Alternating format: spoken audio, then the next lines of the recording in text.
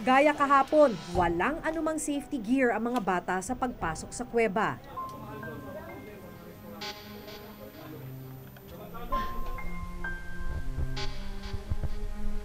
Nasa 50 talampakan ang pinasok pababa ni na Joel at Junjun. Po. Kaya po kayo makababa dito. Sa sobrang kitid ng pagitan ng mga bato, kahit ang mga bata ay nahirapan na rin kumilos sa loob.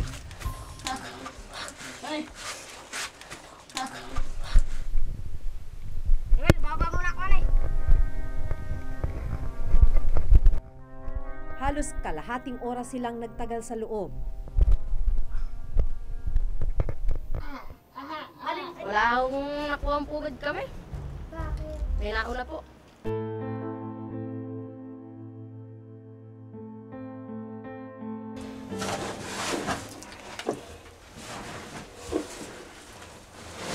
Ang mga sumunod na kuwebang pinuntahan ng mga bata ay ubod na ng sikip, kaya halos gumapang na ang mga bata para lang makagalaw.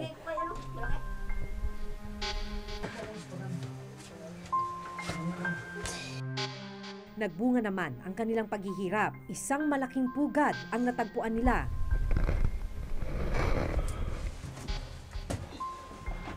Ano pa lang mag-gano'n? Totoy, ilang pugad yan?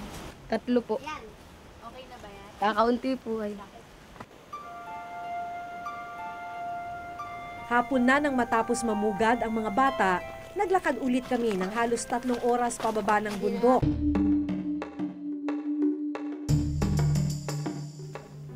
₱4,500 kada kilo ang bentahan sa merkado ng bird's nest.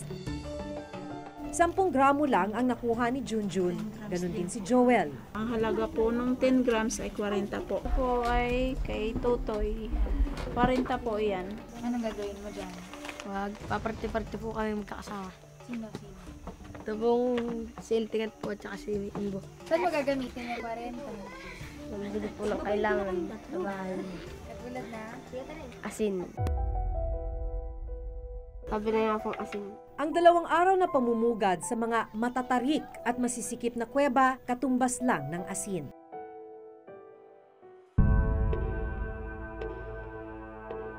Makailang ulit na naming nakita ang ganitong siklo. Ang mga mismong nagpapakahirap para sa pagkuha ng produkto gaya ng palm oil,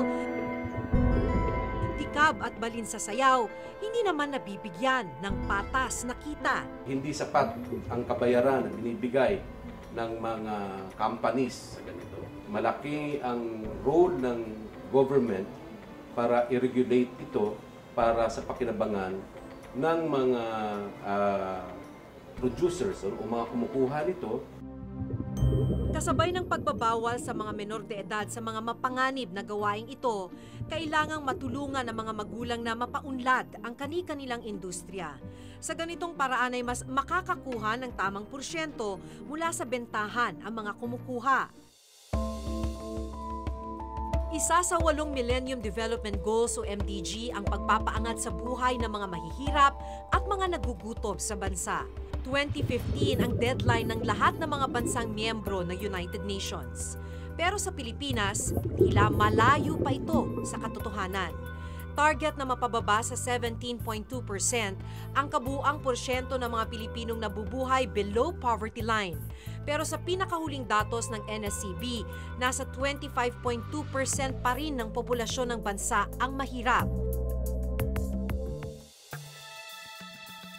Ilan lamang ang mga batang nakilala namin sa mga menor de edad na nasasabak sa mapanganib na uri ng hanapbuhay.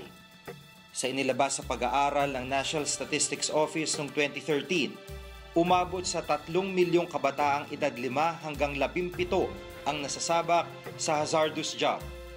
Higit na mas mataas ito kumpara sa 2.1 milyong kabataan na sangkot sa mapanganib na hanapbuhay noong 2001.